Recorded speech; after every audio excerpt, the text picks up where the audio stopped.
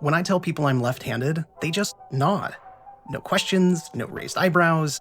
No one says, well, you don't look very left-handed to me, or are you sure you're a lefty? Or, well, but we're all on the handedness spectrum somewhere, right? But if someone says they're autistic or have ADHD, suddenly people start doubting them, or making assumptions that don't fit who they really are. Here on The Hungry Psychologist, I use food to share insights from psychology and mental health.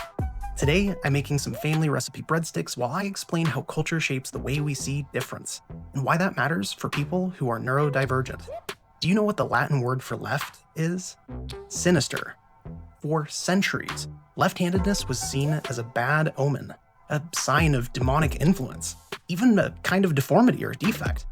Kids were forced to switch hands, and teachers even tied their arms down. The problem was never about our hands, though. The problem was a culture that refused to adapt.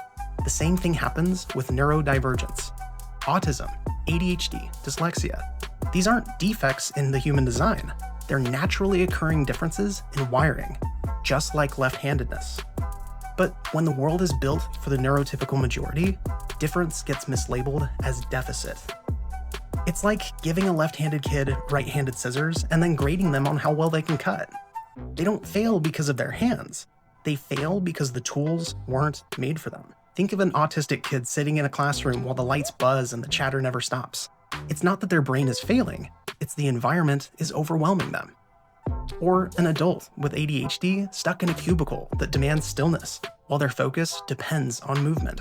What looks like failure is really a mismatch. Culture can change. Nobody cares that I cook left-handed. Now imagine a world where hiring managers see ADHD creativity as an asset, where city planners design quiet spaces that welcome autistic minds, where technology makes reading accessible without shame. That isn't wishful thinking. It's what happens when a culture decides to adapt.